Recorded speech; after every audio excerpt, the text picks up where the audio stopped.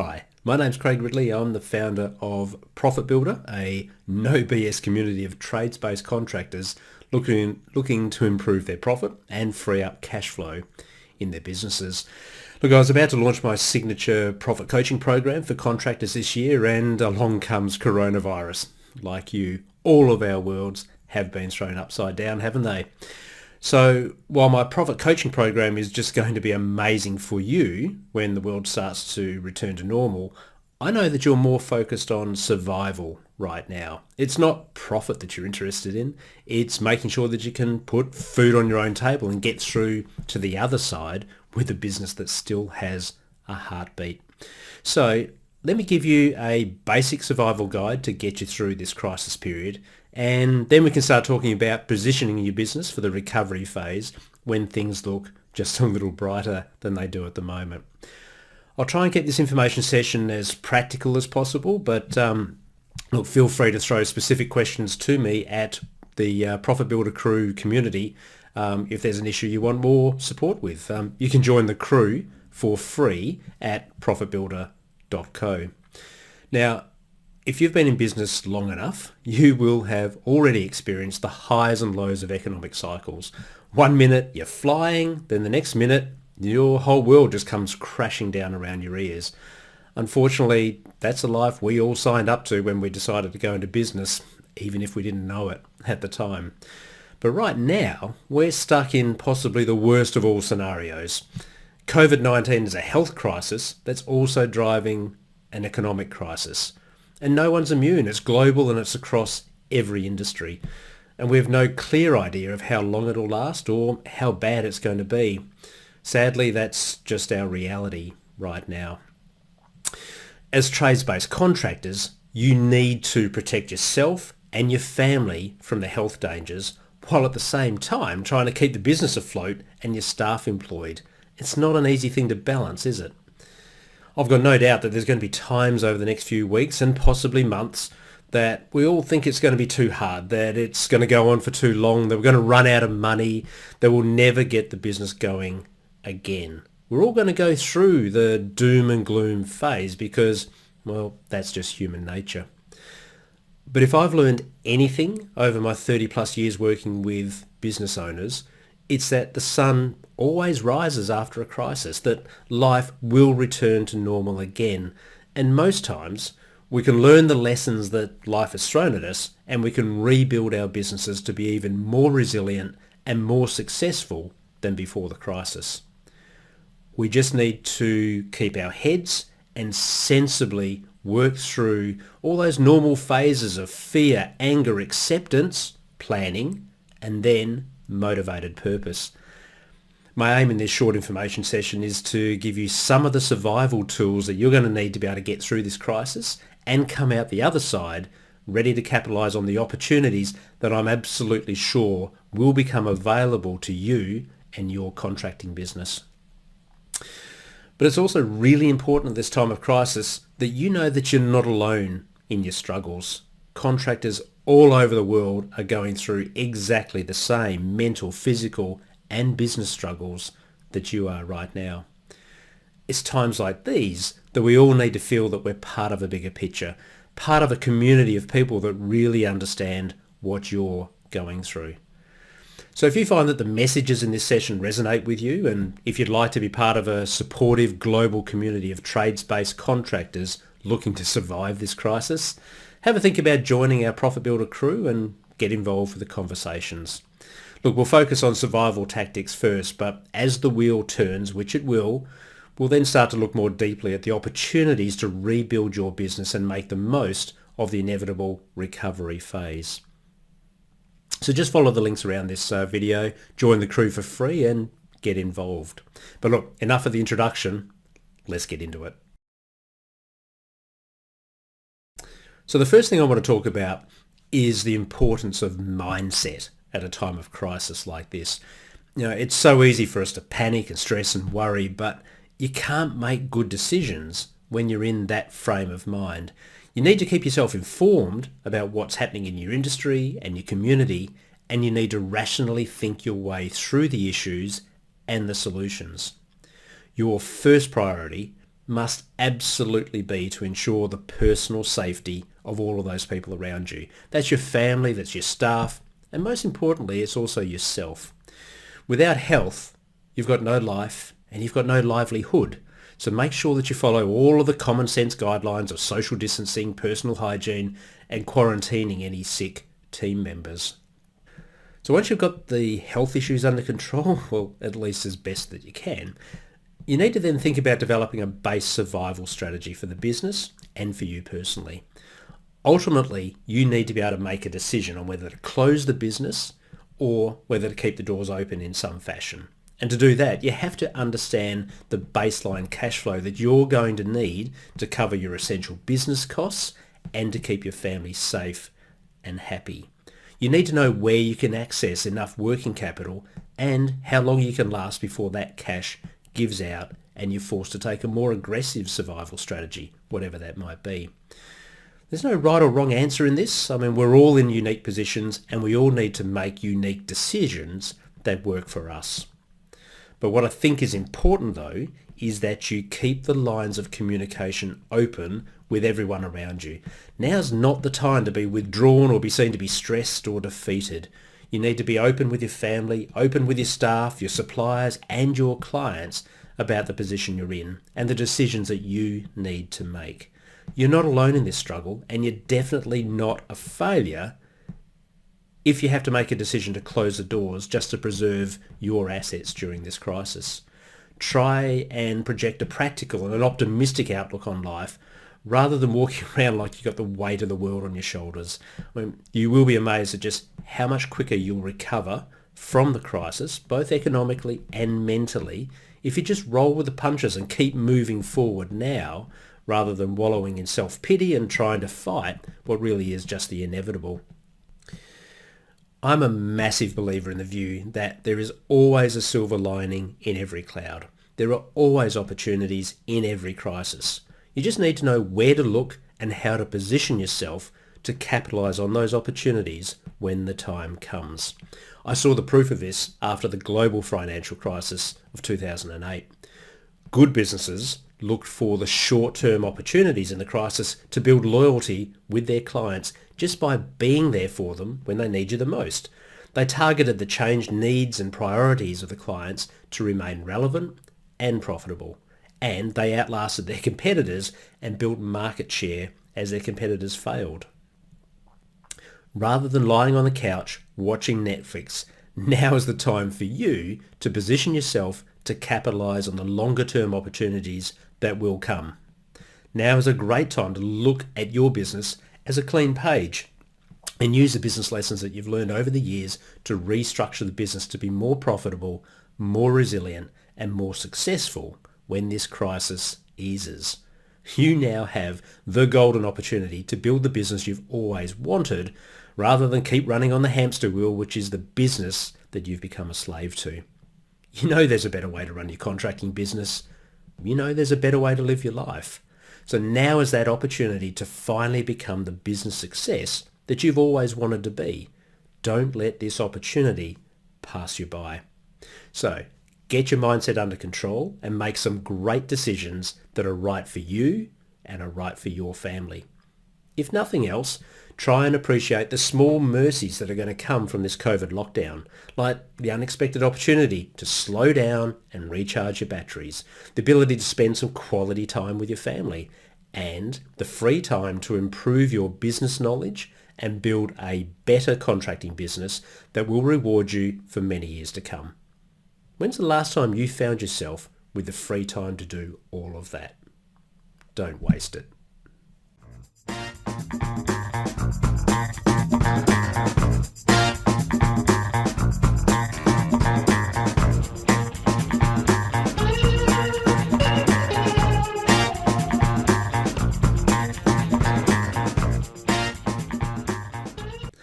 All right, let's look at the first decision and probably the biggest decision that you're going to need to make. Do you keep the doors open or do you shut up shop and wait for the storm to pass?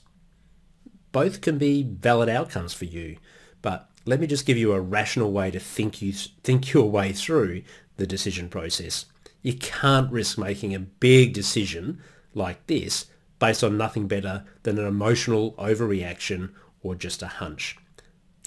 You need to start by assessing the real impact a COVID shutdown will have on your financial position over the next 30 days, 3 months, 6 months, 1 year, however long this thing might take. You don't want to guess at this. You need to fully understand what you're dealing with before you can make an informed decision to fight on, to go into hibernation, or just roll over and get a job. So step 1 is to develop a realistic sales forecast for at least the next 90 days. You don't need any fancy software to be doing this forecast. I mean, use pen and paper, use a computer spreadsheet. I don't really care. Just find a way to estimate where your sales are likely to come from in the next few weeks and months.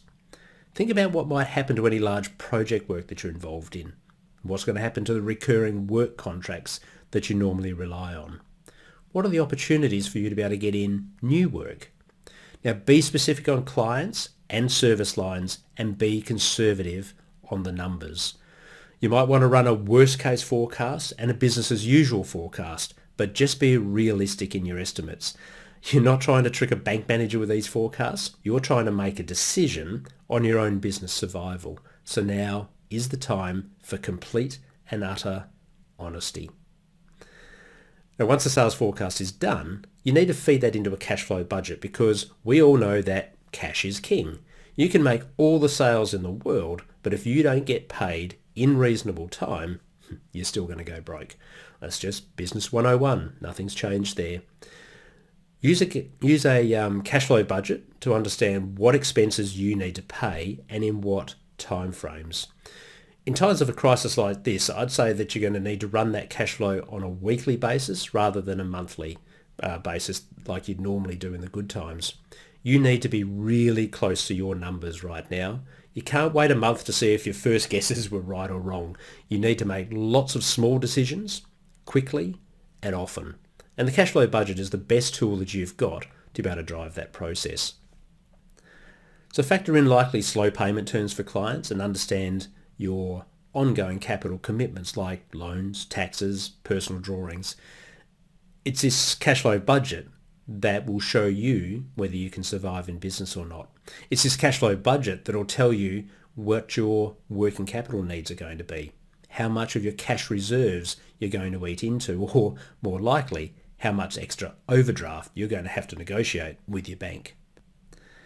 Now, I know you hate the idea of doing a budget. You've avoided it like the plague for years, even though your accountant kept telling you how important it is. Well, sadly, the plague has caught up with you and you can no longer avoid this budgeting process. So do it so that you can at least put some science behind your decision-making processes. Cost control is an obvious way to improve your forecast budget position and improve your chances of business survival. My tip would be to list all of your expense items from largest to smallest, start at the top, and then identify actions that you can take now to reduce every line item. I'd also run 2 scenarios for each expense. I mean, firstly, I'd look at understanding what costs that you can actually strip out of your business so that it still runs normally, but just more cheaply. Secondly, just in case you need to take a more aggressive approach later on, I'd then identify which costs that can be completely removed from the business where you can allow it to run on a skeleton level, but you can still service your clients reasonably well, but with as absolute minimal costs as you can possibly get by with. Now, no doubt the most difficult cost that you need to look at is your staffing cost. I mean, this just isn't a line item on your profit and loss statement or your tax return, is it? These are the humans that you spend most of your time with week in, week out. You easily spend more time with these guys than you do with your own family. They all have lives that rely on you to pay them a regular wage, and you have a business that relies on them to make it all happen. It's really hard to let any of them go. I know that. But the reality of any economic crisis is that you are going to have to reduce your payroll expense if you want to survive. It's tough, but you're going to have to make these decisions at some point. Before you do, of course, just make sure that you understand what your legal and your operational options are. Plan for absences and loss of productivity for those that are going to stay on, and also have a strategy for which staff members will be stood down or terminated, in which order, when you have to pull that lever. Now, the process of developing the sales forecast, building your cash flow budget, looking for cost savings and restructuring your team will allow you to make an informed decision on whether to keep the doors open, put the business into hibernation, or close the doors for good. Procrastination over these actions will cost you money and will seriously impact your ability to survive and then thrive when the recovery inevitably comes. Now is the time to make the best decision you can and to start implementing those decisions.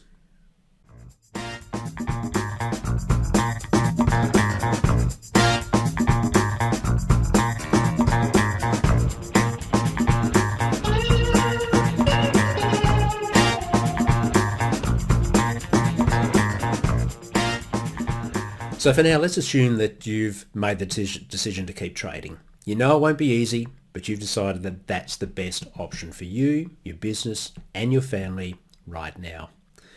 Now, your first priority is to make sure that you keep making sales. In all likelihood, your phones are going to stop ringing from passive client demand. Your clients have got their own problems to deal with, and unless they need you for emergency services or you're an essential part of their supply chain, they're not even going to be thinking about you. So you're going to have to change up your marketing strategy to focus on the service solutions your client avatar needs right now. There'll be different needs to what you're used to dealing with, and you'll change the way, or you'll need to change the way that you communicate your marketing messages to your target clients. You may even have to completely change up the type of clients that you're targeting at this time. You might have to change up your pricing structures, and you'll certainly have to change up the way that you deliver your service. It's a whole new marketing world out there, and you need to stay committed to a focused and cost-effective marketing strategy. If you want to keep sales coming into the business, that is. Now, if you're working in the B2B space, offering, say, commercial and industrial contracting services, make sure that you stay really close to your key contacts. Understand what issues they're facing on a day-to-day basis and build some loyalty by providing a sympathetic ear and support, and always look for the opportunities to be able to provide services that are going to help them out as they need help right now. If you're working in the B2C space and marketing to, say, private residential clients, then this is where your CRM or your client database is going to become your ticket to ride. Use emails, social platforms, or even the old-fashioned tools of letters, flyers, even phone calls to stay in touch with your client base, to let them know that you're thinking of them during these tough times and that you're there to provide support if they need it. Now, especially if your client base includes vulnerable client groups. Now, without making your messages overtly salesy, you're naturally going to generate sales from those clients that need you now, and you will absolutely generate sales in later months and later years by building massive amounts of trust with your clients now. They will remember you in good times, and they will become the most loyal and profitable fans you will ever have in your business. How you treat your clients in bad times will have a massive impact on how they treat you in the good times. Now, I'd suggest that you go through the process of identifying each client segment that you can work with and write down ideas about how their particular circumstances may have changed, what services they may need from you now, and what specific hot buttons you can use to generate a sale from them. I'd also be looking closely at what your competitors are doing and target any weaknesses that you can see in them by communicating positive, relevant messages to their client base. Again, the sale may not come immediately, especially while your clients are in a survival mindset themselves.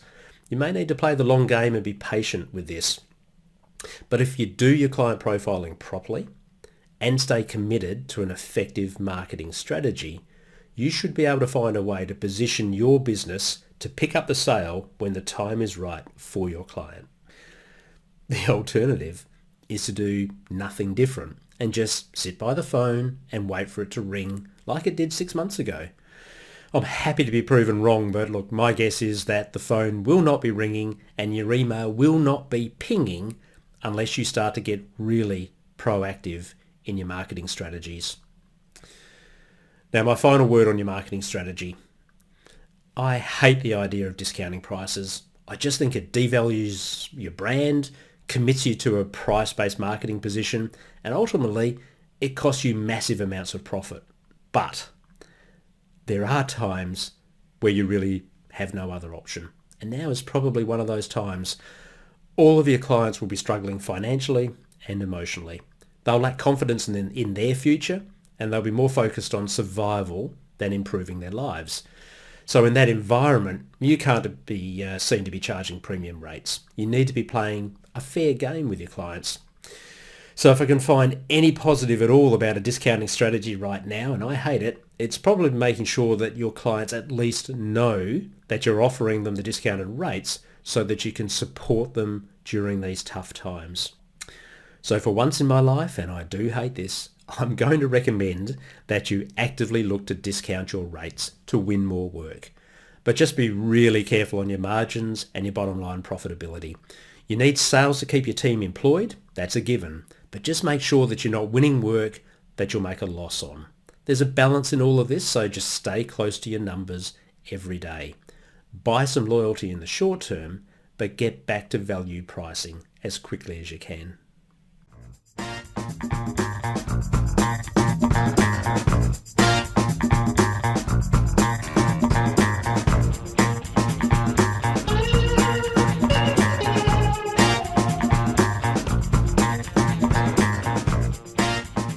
Now, to close out this information session, let me just give you a few ideas on how to control your cash flow during this coronavirus. Outside of not making enough sales, it's going to be a lack of cash flow control that will bring a lot of contracting businesses to their knees in the coming months. Sadly, I've got to say that most contractors that I work with are way better at doing the technical side of their job than they are at managing the financial side of their business. They simply get by working harder and harder throughout their life, even when they know they'd make so much more money if they spent more time in the office. I get it, I really do. Office work is boring, and in a lot of ways it doesn't feel like it's the best use of your time. Well, all of that just has to change for you today. If you do not manage your finances, if you do not get control of your cash flow, you won't be in business when the world starts to recover and rebuild. It's as simple as that. Those contractors that use this crisis period to improve the way their business functions, both operationally and financially, they'll be the ones who become the real success stories in the next decade. Those contractors who stick their heads in the sand and keep doing things just the way they've always done them, they're not going to survive this crisis, and they will become the labourers to the successful contracting businesses. Have I been blunt enough in making that point? What would you rather be in 2013? A business success or an hourly rate employee? It really is your call. Now, I'm going to assume that you want to stay in business and be successful at it. Is that okay? On that basis, here's some of the things that I'd be looking to do just to be able to make that happen. There's no doubt that you're facing a period where turning sales into cash quickly is going to be difficult. You can chase outstanding debtors, but you're really not going to have a lot of leverage with them. You can threaten them with lawyers and debt collection actions, but they're probably getting heaps of those threats every day, which they'll just throw in the bin because they've got no money to pay their bills anyway. So try to prioritise sales where the client can pay by credit card at the time that the service is provided. And if that's not possible, try to get an upfront deposit or part payment before the job starts. If you do have to issue an invoice, try and reduce your trading terms to 7 days or 14 days and actively follow up any client who delays their payment outside of those terms. Just be really careful with the quality of the clients that you choose to do work with under invoicing arrangement, especially clients that have never engaged with your business before and may have been turned away by their current contractor just for being slow payers. You don't want them on your books, trust me. If you have managed to build a cash reserve into your business, well, now's the time that you're going to get to reap the rewards of your brilliant financial management skills. But if that's you, don't let these reserves lull you into a false sense of security. Don't delay the difficult decisions to reduce costs just because you can survive for a few more weeks or months than others while still making losses. You need to protect your cash reserves and you need to make them last as long as you possibly can. So make good decisions quickly and take action to protect those cash reserves. But of course, many contractors will have very little cash reserves going into this crisis. It's much more likely that you're going to have overdrafts, loans, equipment finance liabilities hanging over your head. Now, if that's you, you just need to do what you can to access more working capital funds. Perhaps you've got surplus assets in the business that can be sold. Maybe you've got personal investment assets that you can loan back into the business. But outside of that, well, you're going to have to negotiate with your bank or look for another financier that's going to be prepared to give you an increased overdraft or some form of line of credit. But always remember that any debt that you accumulate during the COVID crisis will be debt that you need to deal with for years and years to come. Scraping through by driving sales, managing costs, and injecting personal funds into the business is normally going to be a much better strategy than diving into big debt positions with accumulating interest costs.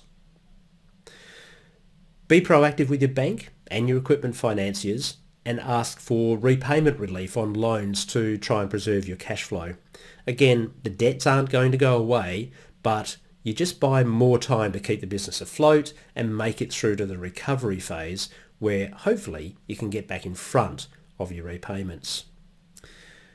I'd be talking with all of your major suppliers and your landlord if you're renting commercial premises. You need to understand that the power position has actually shifted to you in these relationships because just as you need your clients to survive, your suppliers and your landlords need you to keep buying from them. If you don't pay your rent or buy your products, well, who else is going to? As always, I'd advocate that you do need to be good corporate citizens in all of these discussions and negotiations. But as my mother always said, if you don't ask, you don't get. So ask for extended trading terms from your key suppliers and ask for rent reductions or better yet, rent deferrals from your landlord. Now, while every country has had different responses to the COVID crisis, what I'm seeing is that most governments really do seem to be offering incentives to help business owners like you keep the doors open and keep people employed. So make sure that you understand all of those incentives that you're eligible for and lodge all of the paperwork that you need to lodge to get access to those support packages. Don't be too proud to access support when it's on offer. I mean, it could be the difference between life and death for your business. I did talk to you before about the need to prepare a cash flow budget for your business. I don't want to labour the point, but again, this is just absolutely critical to your business survival. This is the tool that allows you to make quality financial decisions about the amount of working capital support your business needs, how your sales performance is tracking against your break-even position, whether your cost control decisions have been aggressive enough, whether you're carrying too many staff, and whether you should be continuing to trade or whether you should shut your doors. These are decisions that you need to make daily, weekly, monthly, and without a decent cash flow forecast, you can't be sure that you're making the most informed decisions that you possibly can. You really can't put it off any longer. You need to learn to love the budgeting process. Sorry about that.